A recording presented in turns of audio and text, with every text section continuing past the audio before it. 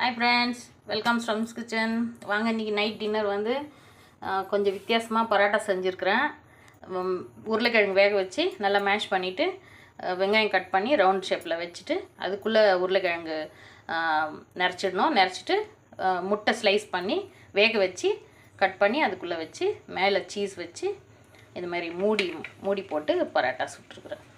அப்படியே சாஸ் பேனில் நம்ம ஃப்ரை பண்ணி எடுக்கணும். இது நான் செய்முறை இன்னொரு நாளைக்கு காமிக்கிறேன். இப்போ வந்து டைம் ஆயிடுச்சு இல்லையா, அதனால் நைட்டு சாப்பிட போகிறோம். இது கூட வந்து தக்காளி சட்னி வீட்டிலே செஞ்சு வச்சுருக்குறேன். இந்த தக்காளி சட்னி வந்து தோசை, இட்லி, இந்த மாதிரி பரோட்டாவுக்கும் எல்லாத்துக்கும் நான் யூஸ் ஆகிற மாதிரி செஞ்சு வச்சுருக்குறேன்.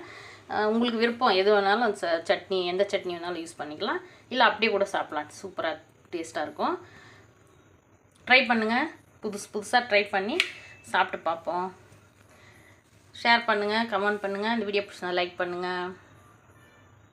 தேங்க்யூ.